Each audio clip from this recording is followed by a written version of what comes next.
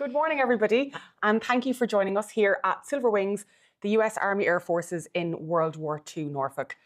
This project is brought to you by the Forum in partnership with the American Library Memorial to the 2nd Air Division, 8th Air Force, United States Army Air Forces. So we'll call ourselves American Library for short, and I'm Orla, and I'm the Trust Librarian. So to get started, could I ask everybody please to switch your phones off, if you wouldn't mind? If any of my colleagues in the room have a walkie-talkie or a radio on you, could you switch that off too, please?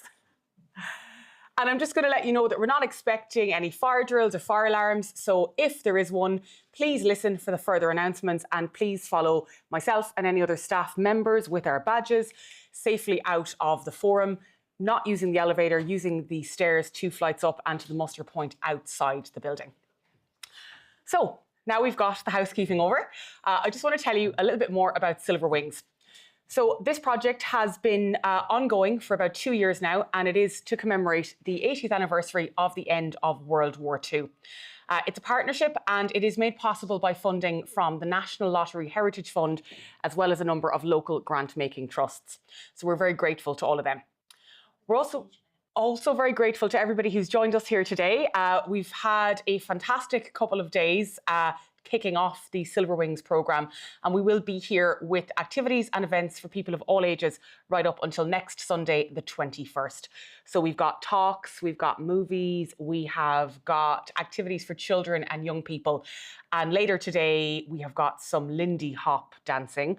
I only learned what that was this week, but I hear it's fun. So there's lots to do today. And then coming back on Thursday, we have got a museum pop-up day. So an opportunity to meet people who run lots of the local air-based museums around the county of Norfolk and actually slightly further afield in East Anglia as well.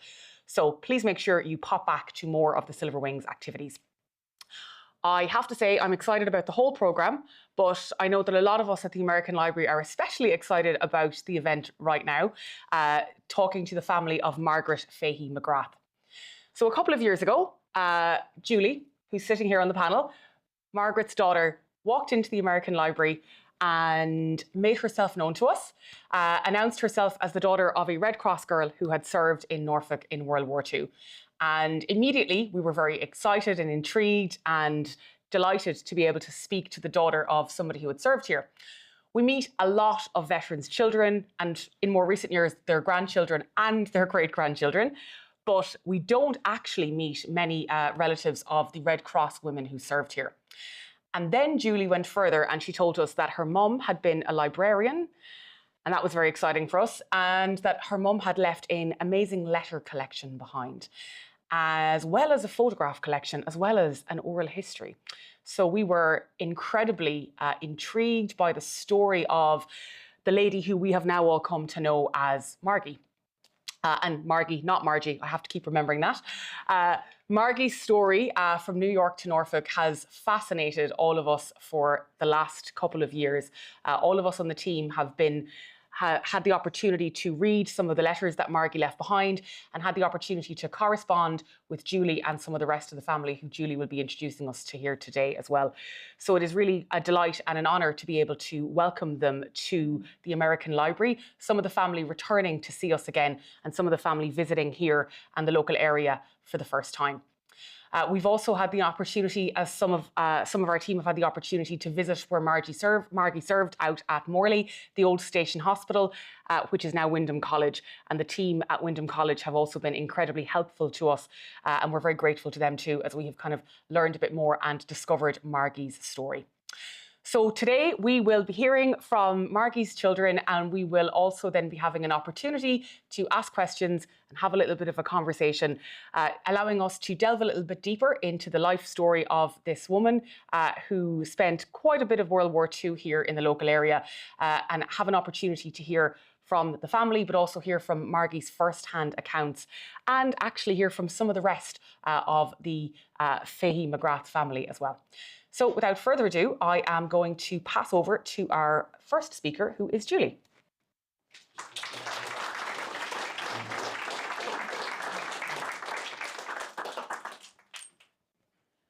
Good morning, everyone.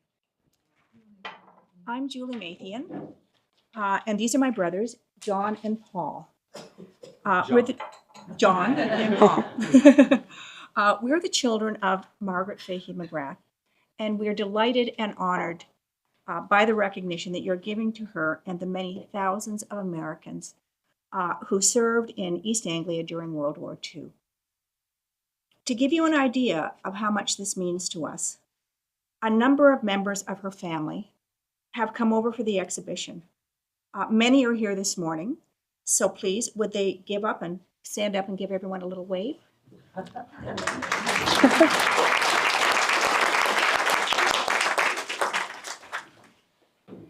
Margie Fahey spent almost 2 years at the 231st American Air Force Station Hospital in Windham, just 8 miles southwest of us. During that time, she wrote and received about 200 letters, mostly to and from her much-loved younger sister, Ellen. You may already have seen photos of our mother and copies of those letters upstairs. We're here this morning to read from some of them so that you can understand further who she was and what wartime life was like for her, for the men and women she worked with, and for the patients at the 231st. But first, a little background about our mom. Margie, as she was known to her family and friends, was born in 1918, the daughter of Joe and Julia Fahey. Margie, her sister Ellen, and her older brother Jim all grew up in a devoutly Catholic family in a middle-class neighborhood in Syracuse, New York. Tragedy, though, struck the family early. Their mother died when Margie was just 16, leaving her father and her siblings on their own. While studying history and politics at university, Margie took some courses in social welfare and developed the concern for others that was part of her for the rest of her life. Her first job after university was as a family social worker in Syracuse. Once the United States entered the war, she knew she had some skills that could be useful, including an ability to listen and empathize. That led her to join the American Red Cross, and the Red Cross led her here. The letters remind us of how consequential World War II was for her generation. In them, we hear news of family members, old and new friends, military and civilian colleagues, and patients, all playing their part in the most massive and meaningful enterprise any of them had ever experienced. Many of the letters were to and from her family. Jim was a combat medic on the continent. He was a D-Day. Ellen was following her American Air Force husband all over the United States as he trained to fly B-24 bombers. Her father waited in Syracuse, hoping against hope, like millions of other parents, that his children would come home back to him in one piece. Taken as a whole, the letters give us a compelling personal view of how people on both sides of the Atlantic lived their lives in the middle of a war. As Margie's children, we were fascinated by the story of a young woman who, on her own, left Syracuse, New York in 1943, underwent basic training in Indiana, risked German torpedoes to cross the ocean, and ended up at a rural Air Force hospital outside Norwich, within reach of German bombs and rockets. We hope that our readings will give you a greater sense of who this remarkable woman was.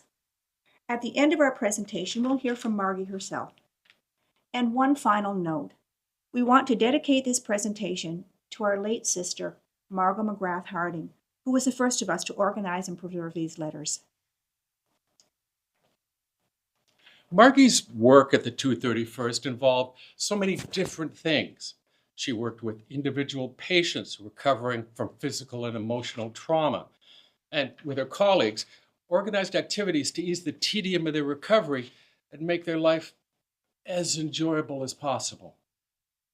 Many of the enlisted men and officers came to see Margie as their personal problem solver. The most important quality was probably empathy, the ability to sit and listen, to sympathize, and do whatever you can to solve people's problems. You could see this in one of her letters. January 31st, 1945. Dearest Ellen, one of our men came in and asked for a loan because his son is now in England and he wanted to meet him. This was rather extraordinary, so I stretched the loan timetables and committed to a generous one. The climax was reached, however, when a few minutes after he left, another one came in and said, "You don't have to give Charlie that money. I will. I clipped some of the guys in a card game," patting his pocket. "And besides, he's my buddy." I nearly dropped over. Margie's sense of humor was important as well. It not only helped patients' morale, but allowed her to cope with some of the seemingly incomprehensible situations she would have to face. January 31st, 1945. Today was notable for 3 incidents. First, we talked with a man who was worried he had heard from his wife, rather than the many who worry because they don't. He had a cable from her, and he said, after all, he hadn't written her in 4 months. How did she know his address? I give up. The Red Cross team organized games, cards, crafts, concerts, dances, and a lending library. A lot of the time it was about snacks and socializing and talking. At one point, the social work team thought the men, at least some of whom probably grew up on a farm, well, they might take an interest in a vegetable garden. So the city girls, Margie and her colleagues, and by now close friends, Dorothy, known as Dot, set out to create one. Well, it could have gone better. April 17th, 1944, the garden is a hoot. She used that word a lot. Dorothy and I staked it out this morning with much assistance from passersby. We had it all plotted out when Johnny Haddles came by and pointed out that we had picked the lowest spot in the whole area and that we would have to do our gardening in hip boots. So we begin again. The girls needed all the help they could get with the garden, and some of the help they got was conditional and, in fact, wanted to remain anonymous. April 21st, 1944.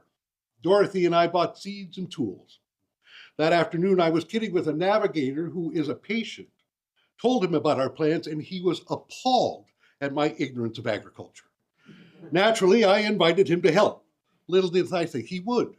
But bright and early Wednesday, he arrived and worked that day and yesterday as well. And all he said was, "If any member of my crew sees me, I quit."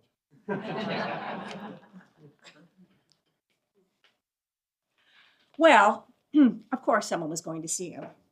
And of course it would be one of his crew. But the navigator didn't quit despite the merciless ribbing he got. April 2nd, 1944. The navigator knew he was being discharged today, so he asked me to go to the club with him last night. It finally developed that I had 3 dates instead of 1, and 3 wackier kids I've never met. They were still riding my friend for being a pansy planter. However, he could get back at them because one of the worst tormentors, one was a ground officer who broke his foot in a baseball game, and the other had broken his arm when he fell off a bicycle on a pub mission. The navigator was the only one who got his injuries the hard way. Margie loved bridge, and it served her well at the 231st.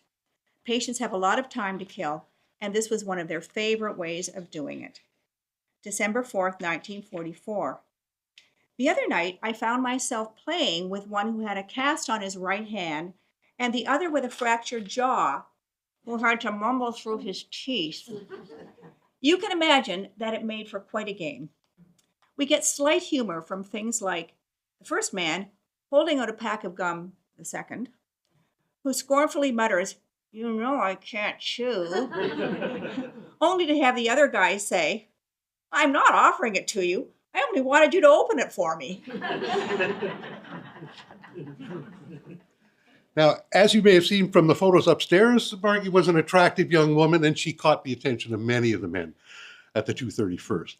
That didn't really bother her. It was unusual for her, but it didn't bother her, although she was not pleased with overtures from married men. But she did realize that looking nice on the job had a genuine effect on morale.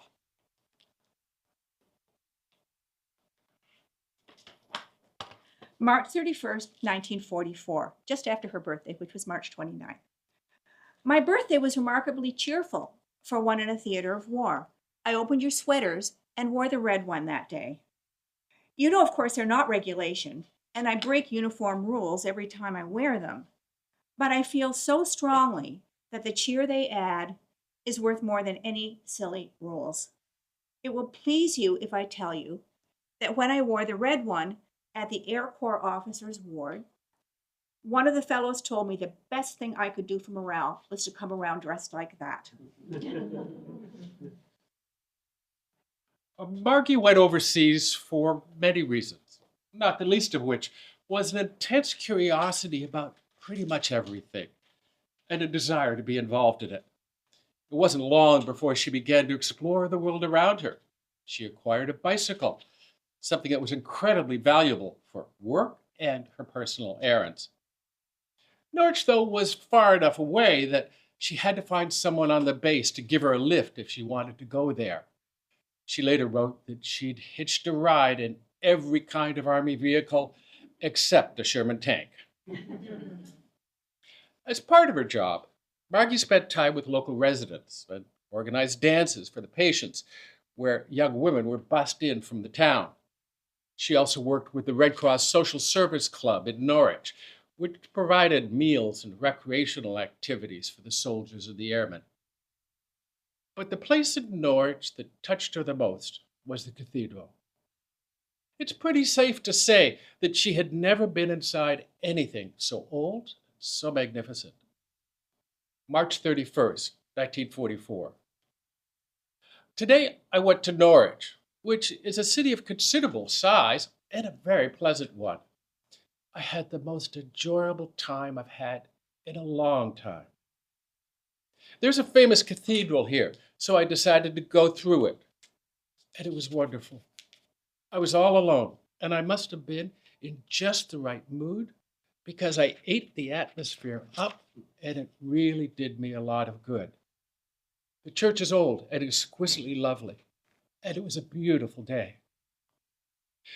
The cathedral was so beautiful, I wanted to cry, particularly as I sat in one of the small chapels and heard the drone overhead that's practically constant with us, and thought of the age-old peace and tranquility that remains here in all the strife that we're so much a part of. Over time, the 231st developed a strong relationship with the church, leading to an extraordinary performance on Good Friday. April 8th, 1944. Dearest Ellen, I spent a Good Friday that would probably make my Catholic ancestors spin. Several of our men have been practicing with the Norwich Cathedral Choir for their performance of The Messiah, which has been an annual event probably ever since Handel wrote the thing. So yesterday, Dorothy and I went into the cathedral to hear it. It was really lovely, and I think I got something holy out of it, even if it wasn't Catholic. Oh well. In the spring of 1944, in the build-up to the final offensive, the number of bombing missions from the nearby air bases dramatically increased. 1,000-plane runs were not unusual, but she knew military censorship prevented her from writing about any of this. But the one thing she could write about were the conditions and the personalities of her patients. May 17, 1944.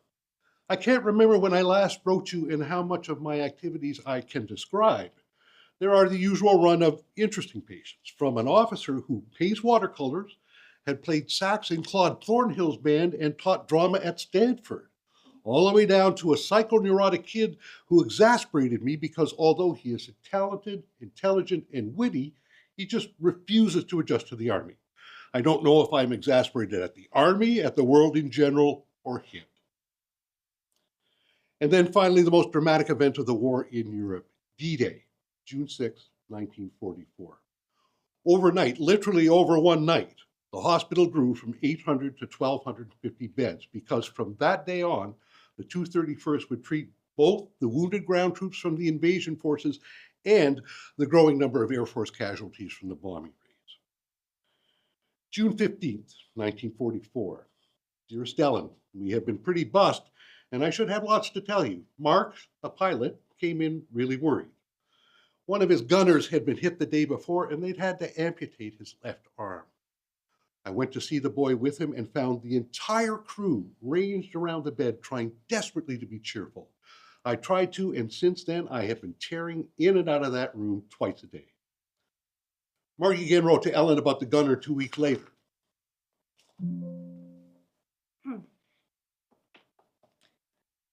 June 28, 1944.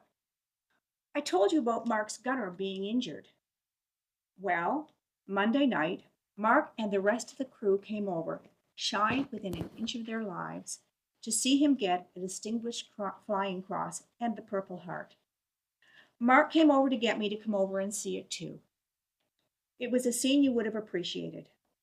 The gunner in a bed on the ward, the very good-looking colonel pinning the medals on him, the squadron CO and a couple of other officers, as well as the crew, grouped around, and your sister the only female.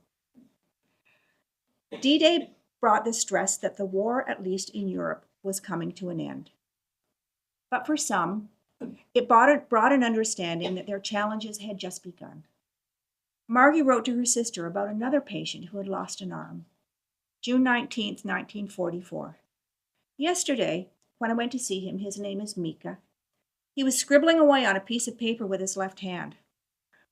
"Might as well learn to write again without delay," he said. This is a business, and emotionally it knocked the wind out of me. I have seen all I need to convince me that they can call the whole thing off at any time. But no, not quite yet. There was still almost a year of further loss and heartbreak ahead. December 18th, 1944. We had a patient around for several weeks. He was a lot like the others, but we just got to know him better. Just 19. He'd gone into the 1st Division as a replacement. He'd been at Aachen and returned with his nerves somewhat worse for wear. Well, when his physical condition warranted it, he got a furlough. We found the location of his brother's base. We loaned him the money and we sent him off. But when he got there, he found his brother had been missing in action for 2 months. Last Tuesday, there came a cable from the home chapter. The family asked that the Protestant chaplain advise him his brother had been killed. Well, the chaplain had been out of town for 2 days, which was lucky as they don't know him and neither did Van. Much as I didn't want to, I'm glad I had to tell him instead of the chaplain. It was the hardest thing I have ever had to do. And it didn't end that night because for days we were all frantically thinking of things for him to do. Over the 20 months that Margie served at the 231st, the shocks, the losses, the constant exposure to injury and trauma took their toll. Nothing in her 25 years had prepared her for this. By mid-1945, she convinced her sister that her forbearance was running thin. In late July 1945, again, she learned of the death of yet another of her Syracuse friends. July 25th, 1945. Monday, Doc came down and brought with her your letter telling me about Billy Sullivan's death. God alone knows why it happened to him. All we can see is grief. Mrs. Sullivan can bear it the least, probably because she worked so hard for her family at home, and now only Jack is left. Ellen, there aren't many things that are worth this cost. Billy, Bob, Johnny Phelan. The great mind said our way of living is. And maybe if those 3 fellows had been asked, they would have said they were willing to die for it. I believe in our war aims, although I don't believe fighting a war is a way to achieve them. But we had the war, and they're dead and can't be brought back. But so help me, if those wise men who said this was right don't put their wisdom together to eradicate the causes, then I hope they experience the suffering others have felt. Yes, sometimes she got angry. And then also sometimes beyond that anger and the resignation, there were moments when she experienced the kind of wonder that helped us all believe no matter how great the devastation around us, that somehow things will turn out all right. May 12th, 1945. The other night, Dot and I were walking home, and there in the sky for the first time since I had been here was a plane with all its lights on. We just stared. We'd forgotten that they could look like that. And I swear I wouldn't have been surprised if the Lord himself had got out and walked down one of those beams. The 231st closed in June 1945, a month after VE Day. But the war wasn't over yet for Margie. Leaving her best friends, Dot and Lucy, Margie was posted to London and Paris to help soldiers anxious to get back to their families. They sometimes had to wait months before they could get on a ship for home. Margie herself arrived back in Syracuse in November 1945. I had 2 years and a bit after she started out on this adventure. There was one thing that happened to Margie in England that we haven't talked about. While she was stationed at the 231st, she met and fell in love with her father, a Canadian lieutenant, Jack McGrath. They married in 1946 and had 4 children. After our dad died suddenly, 43-year-old Margie once again summoned the fierce determination that had taken her to and through the war. The battle this time, though, was to ensure, on her own, that her children would grow up educated and empathic, ready to contribute to the world. We're proud to be her children. In trying to give you an idea of our mother and her experiences at the 231st Station Hospital, we wanted to read excerpts of the letters that she wrote home, to let her speak for herself. But she once talked publicly about her wartime experiences. On Remembrance Day 1986, when she was 68 years old, CBC Radio interviewed her, and she closed off the interview with these thoughts.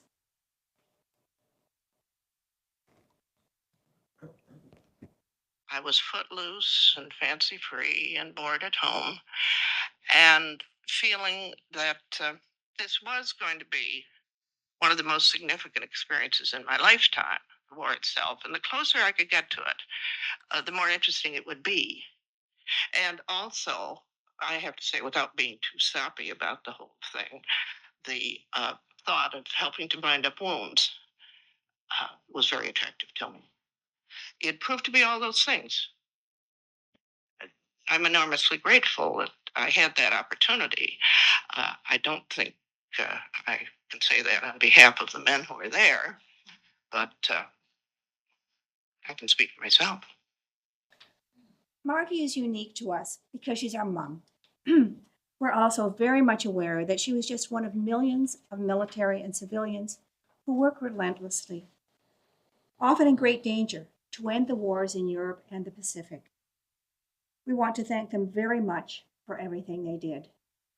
And we also want to thank the American Library and the Forum for doing this magnificent exhibit, which is a real example of active and accessible history. It's really, I think, just a huge contribution to history in Norwich that has something for everyone. So thank you very much. And thank you for listening to our story.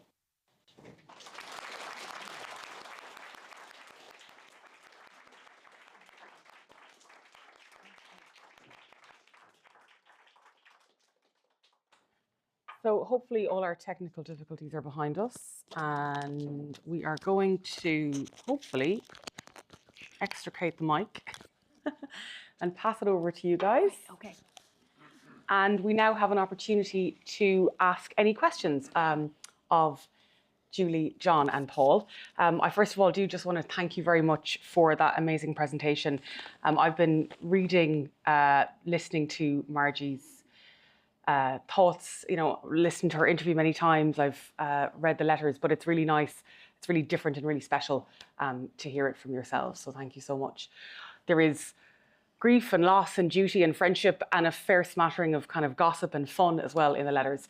So there's a real opportunity to see kind of into Margie's life and also the life of her sister Ellen and her brother Jim and the many people that she served with at the 231st as well. So I would love to open the floor to questions. So if anybody would like to get us started. Yes? I'd just like to ask whether Wyndham College, which is sited where Morley used to be, how much the pupils know about the story we're hearing today? That's a very good question. So I don't know if there is anybody from Wyndham College in the audience, but I will say that we have been able to go and visit the college. We've been able to go and spend time there. There is a Nissan hut still from the time, and I know that the children still have some classes and assemblies in there. And we have also been able to work with the school, the college and the prep school in terms of our Silver Wings event program, and they are actually coming to visit the exhibition next week. So, and I know that, I believe that when Julie has visited, yeah, you've had a great opportunity as well to visit with the kids. I did visit Wyndham College when I came 3 years ago, the same time I met Orla at the American Library. And I was actually really impressed with the extent that the school goes to make sure that these students, know what happened in the location of their school. It's very much worked into the curriculum. They've got signposts on the campus. I was very pleased to see that. Would they get to see what we've seen today?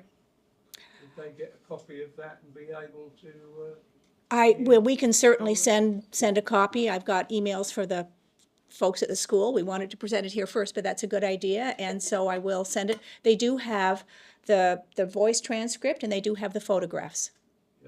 Yeah. And they will get a link to this. Yeah.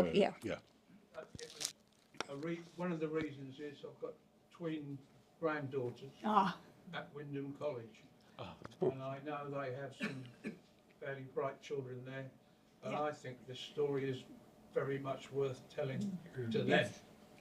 If I'm not mistaken, there is one Quonset hut left, right? There's a Quonset hut left, and the old water tower is left. Yeah, and everything else has been pretty much replaced. I imagine part of the airfield is still there, part of the runway. Don't know. But if I'm right, there'll be a link of our sort of talk put up on the website in Yes. about a week? Yes, so we will make today's event available and accessible to people. And we also are very lucky to have, as I said, the college and the prep school coming to visit us next week. I presume there's probably a couple of people with personal connections to Wyndham College actually in the audience. And yeah, it's really important for us to be able to do that engagement with the children and the young people.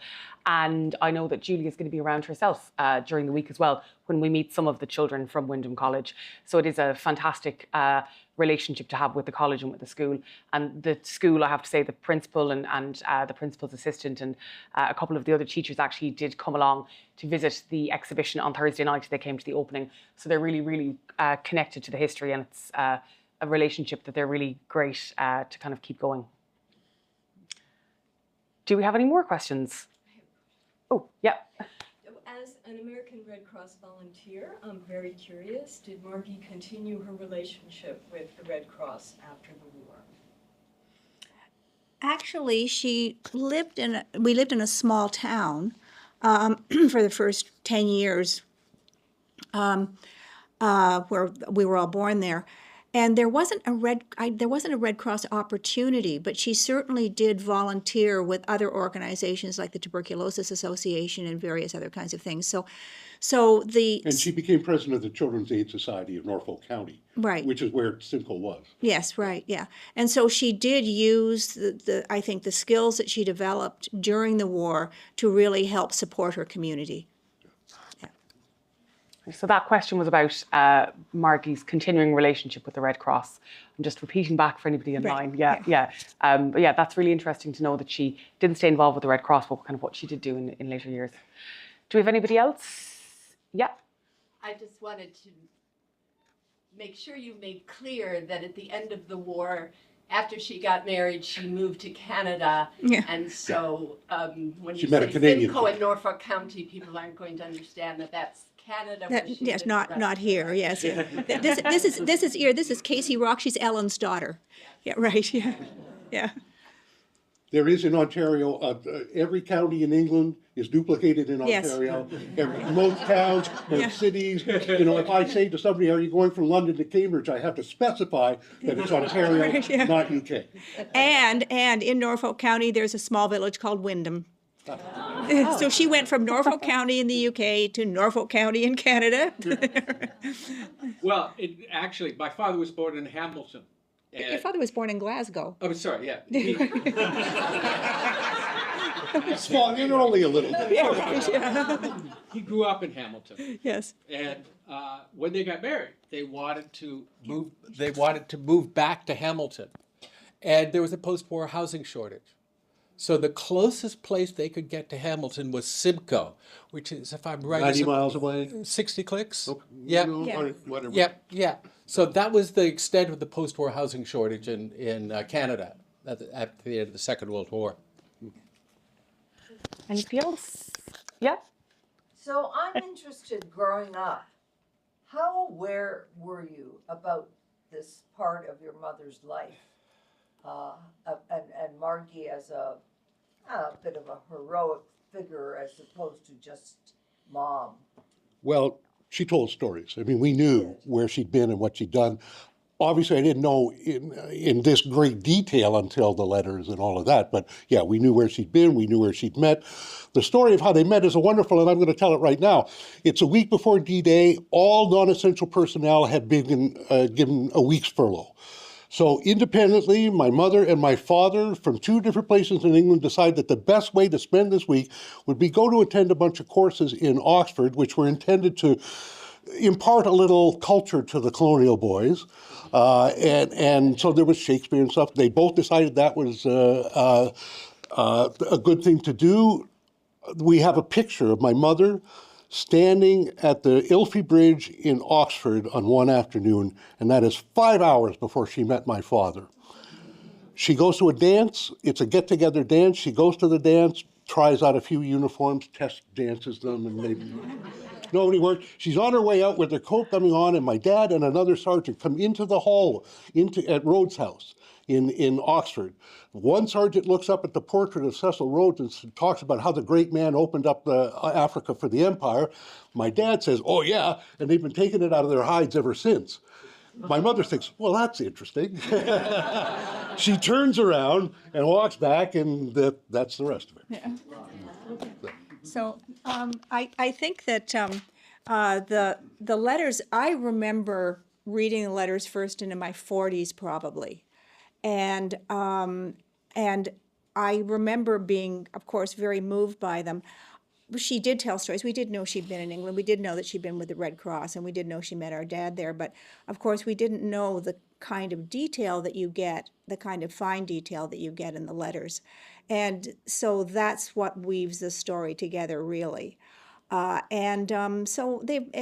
our sister, who has passed away, took them in hand and really organized them and really promoted them. Casey, I think you helped in terms of the CBC interview and that sort of thing. So frankly, when we came to the American Library and just I mentioned it as I was going out the door, Orla. It just seemed they were in Paul's basement and they were safe there, but nobody had any access to them except us, and they did need a wider audience, we thought. And so having the American Library here as a place to send the letters to was, for us, a huge opportunity. This is their home. This is where they belong. She'd like to be here.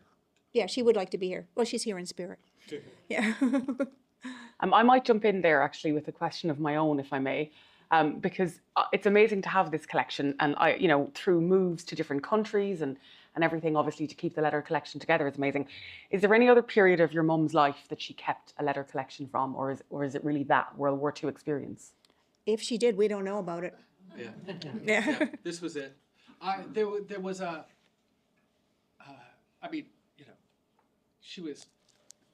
She was Irish Catholic.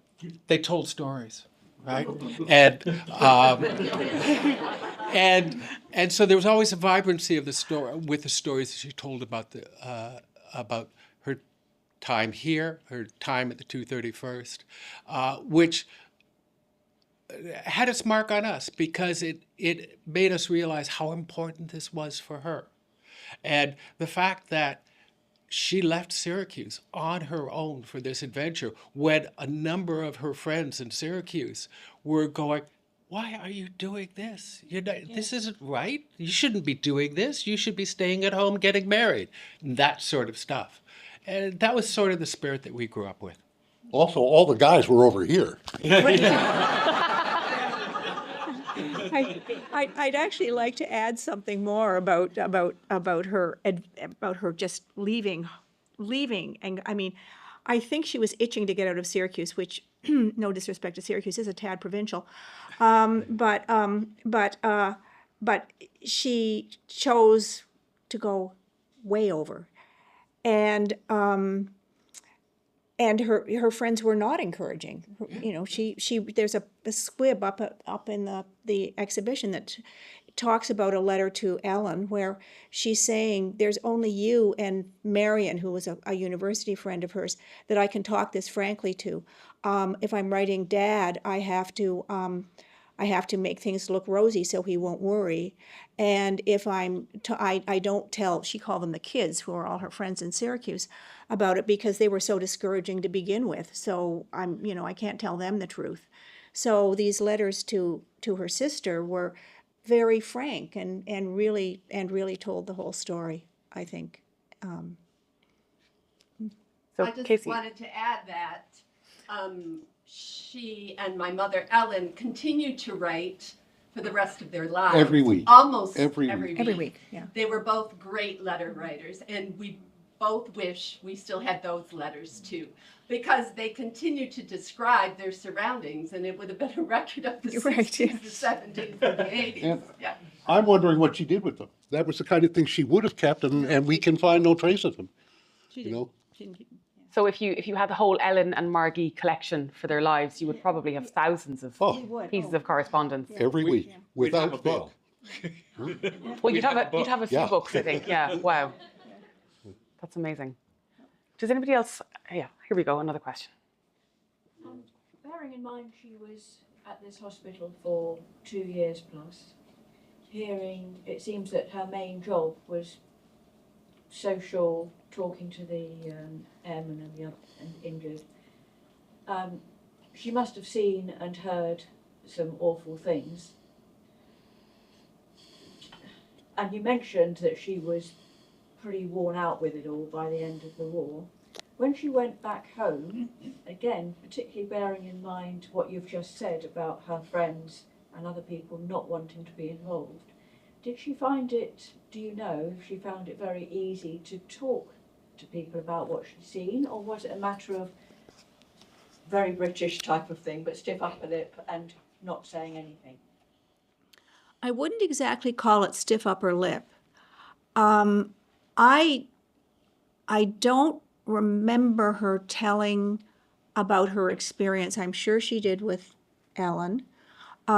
She may have made some, but it wasn't a topic of conversation. And we found that with our father and talking to friends who are Canadian, had fought, dads, it was dads, fighting the war for the Canadian troops. They didn't talk about it. They just didn't. It was done. It was over. It was time to get on with life. They won the war. They were victorious, and let's get on with things. And Which means the entire generation walked around with trauma, untreated trauma for a long time. Many members Our of entire them, generation was raised by those people. So you've got to think about what effect that had long term.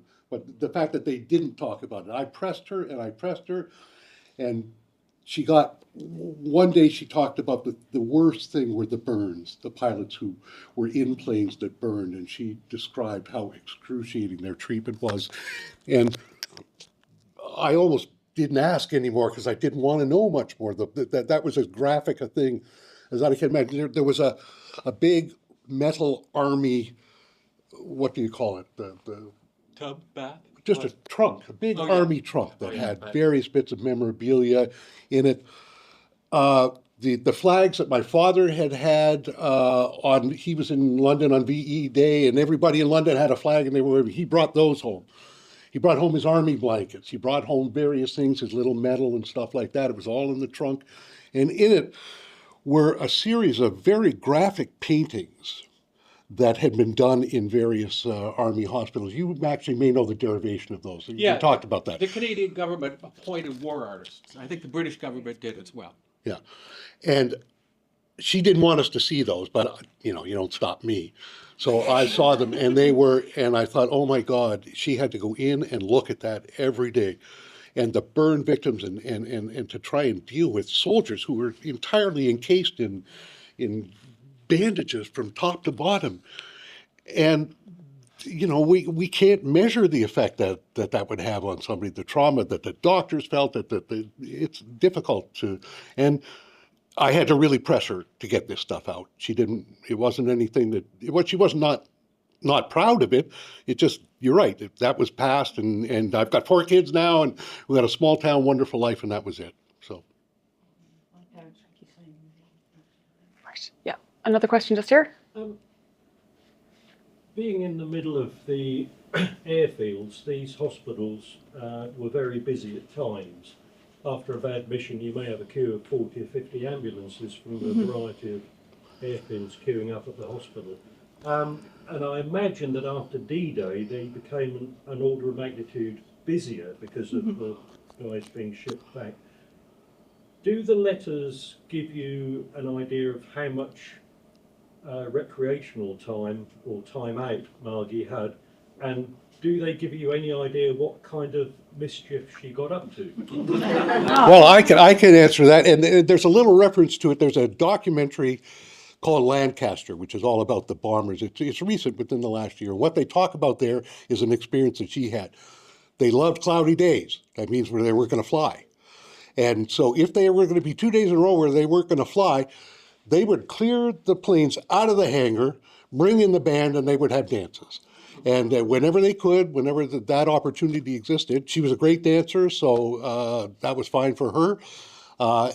It seemed to me that they took every opportunity they possibly could when they weren't dealing with death and dying to create as much mirth as they possibly could. So, and there's also in the letters, there's also references to having a couple of weekends with my dad and visiting, I think, a relative of mine. Going to a wedding, a family wedding on my dad's side, because my dad's family was here actually. Yeah, in Scotland. And yes, so she did have time off. She did have time to get away. One of the transcribers, there are a couple in the audience. We want to thank you so much for they are volunteer transcribers who are transcribing these letters, and we just think that's wonderful. But one of the things that this is apropos of my dad's family. My Uncle Jim complained that my father had family members in England while he couldn't bring his family over. My mother had to say. Actually, they were already here. In terms of D-Day, you may have read this in some of the secondary material, but Mom told me anyway about this, about how they brought the wounded in from the continent, and there were trains that would go down from Norwich, presumably to Southampton actually, and they would load on the patients who are going to be triage right there. They do the triage on the train coming back. So they'd load the patients onto the trains on the way back from the coast to this coast. They would do the triage. So the doctors would do the medical triage, and one of the social workers would go along with them and do the social triage. Do you have a wife? Do you have kids? Do they have money? What kinds of things do you need? So by the time they got to Norwich, there were ambulances waiting outside to take the patients to the hospital, and they already would have done that. So that's the kind of thing that they did. And you do get the impression from her, for a brief period of time, things were pretty much nonstop. Yeah, You just did not have time to draw breath practically. Thank you. So we've got time for one more question, just here. Just a quick one. Have the letters been digitised or are they just transcribed? They're transcribed, they're not digitised as yet. They have been digitised, yes, but they're not available yet. They've been digitised by the family, who have been diligently sending us JPEGs on a very regular basis for the last year or more. And then we've been transcribing from the digitised versions for quite a long time. And then the actual physical collection, the box of letters, arrived a couple of weeks ago, all the way from the States with a courier, which was a very exciting moment. I got to unbox them myself. There was a few tears in the room, I have to say. Oh my goodness. Yeah, everybody was just kind of overwhelmed that we got to see Margie's kind of writing, in real life, and it wasn't just on the computer screen anymore. So there is a digital version. There is transcriptions. There's a couple of hundred letters, but those are many, many hundreds of pages of text actually. And some handwriting is easier than others to transcribe. Yeah. Uncle Jim. Oh. Yeah, right. Yeah. Uncle Jim's letters are carefully doled out amongst the team, Right. so that everyone's enthusiasm stays up. Yeah. Tantrums. Yeah. In the 20 years after the war, my Uncle Jim would write letters and never got the address right. And yet those letters got to us, and I don't know how. He could never remember the address. Fascinating letters, but just a little bit harder to transcribe. But what we do with all of our archival collection is that it does get digitized, and it is made available in kind of high resolution format on the 2nd Air Division Digital Archive, and that is a process that we'll be starting very, very soon, and we'll make the transcriptions available as well. But for the moment, some of the original letters are on display in the exhibition itself, and we'll hope to find more ways, and we will find more ways to make the letters accessible in the very near future, including some plans to do some work actually back in Windham in March of next year, which I think will be quite nice to actually bring Margie back to Windham. Not quite necessarily back to Morley, but certainly back to Windham town. That's our plan. Right, that was a very fast question. So one more, if anybody does have anything. Can I just see? Oh, yeah. Okay. Margie was a librarian after the war. Did she have a favourite book? What was that? Oh, did Margie have a favorite book? She read so many. No, she was. Yeah, that's really difficult. That's a really question. Yeah. Yeah. I'm sure she did, but we don't know what it was. It was in a stack beside her bed. That's all. Right. That's right. Yeah. Yeah. No, she read so widely that would be really, really difficult. If she were here, she'd probably say "boom" and have it on top of her. Right. That's Something right. in Latin. Yeah. Oh, wow. Yeah. Her after she took long after when we were growing up, actually, she took a degree in medieval history. So it might have been something medieval. I just don't know. Thank you. So thank you all very much for coming to join us today. I think you'll all agree it's been fascinating and enlightening, and we're so delighted that we've been able to be joined by Julie, John and Paul and the rest of the family with us. And I know that there are more family members coming during the week as well to join us at Silver Wing. So we're really so incredibly grateful for all of the support you've given to us at the library, and for the honour really of being able to learn a little bit about your mum from yourselves as well. So thank you so much. Thank you all for coming.